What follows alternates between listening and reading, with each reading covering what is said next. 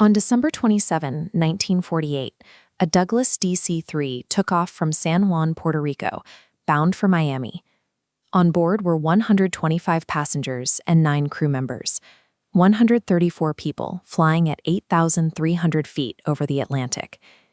At 8:13 p.m., radio contact with San Juan Air Traffic Control began to fade. Captain Robert Miller reported a minor technical issue, but within 10 seconds, the signal cut out entirely.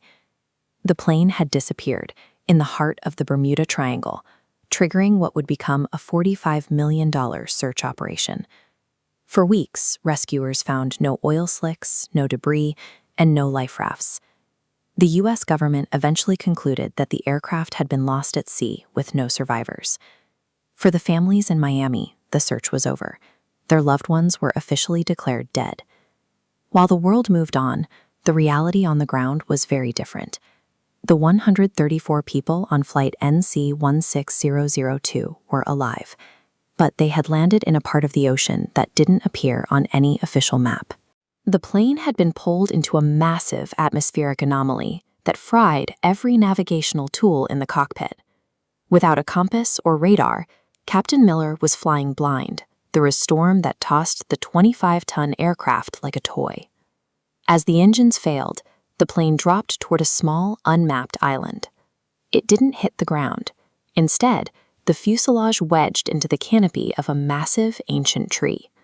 The thick branches acted like a natural shock absorber, preventing a high-speed impact and miraculously leaving all 134 people alive. Stepping out of the wreckage, the survivors found themselves on a silent, tropical coastline. There were no signs of human life, no fresh water sources, and 10 people were suffering from critical injuries, including deep lacerations and broken limbs. They were now in a race against dehydration. With no immediate way to collect rain and 10 people losing blood, the group had less than 3 days to find a water source before they faced their first casualties. During the first year, they relied on small victories to stay alive. A teenager with a basic understanding of physics used his eyeglass lenses to concentrate sunlight, creating the camp's first fire. This allowed them to finally boil water and ward off predators at night. But the island was unforgiving.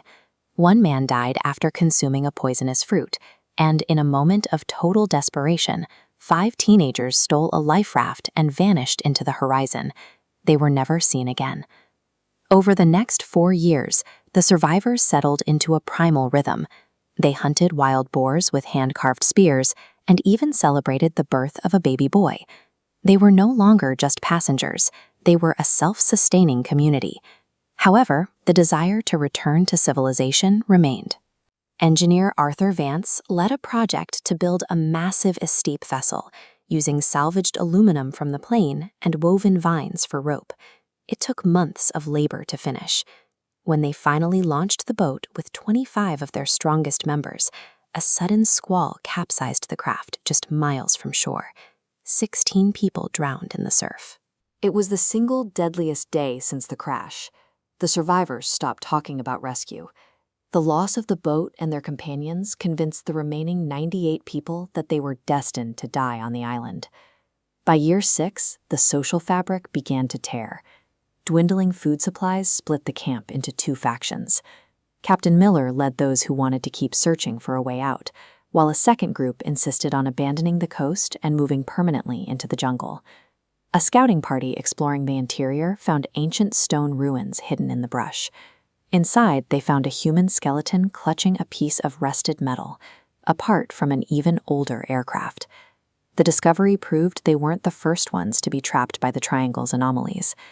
The realization that others had lived and died here before them destroyed the camp's remaining morale. In year 8, a massive cyclone tore across the island, followed immediately by a severe earthquake. The ground buckled, and the makeshift village they had spent years building was completely leveled in a single afternoon. As the earthquake shifted the landscape, the heavy tail section of the DC-3 slid down a ravine. This movement finally exposed a junction box and radio components that had been pinned and inaccessible under the plane's weight since 1948. The survivors were at their lowest point, huddled in the rain with no shelter. They didn't realize that the disaster had just put the tools for their rescue within reach for the first time in nearly a decade. This diagram shows how a massive solar flare can temporarily warp the Earth's magnetic field.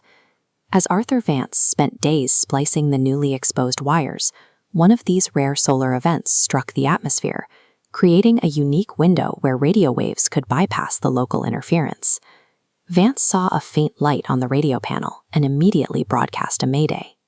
In Miami, an air traffic controller heard a voice through the static, identifying itself as Flight NC16002, a flight that had been off the books for 9 years. The U.S. Navy dispatched a fleet to the coordinates. On the beach, 82 people, weathered, thin, but standing together, watched as a modern naval ship finally appeared on the horizon to take them home. The rescue forced the world to acknowledge a group of people it had long ago forgotten. 82 survivors returned to a society that had changed entirely in the decade they were gone. Their story became a defining moment of the era. In 1958, author James Baldwin published Lost in the Echo, an account of their 9 years on the island that became a national bestseller and documented every detail of their survival. The 9-year ordeal cost a total of 52 lives. The 82 who survived were the result of nearly a decade of constant labor, technical ingenuity, and a refusal to give up even after the world had stopped looking for them. The return of Flight NC16002 remains a testament to the fact that even in the most total isolation, human endurance can bridge the gap between being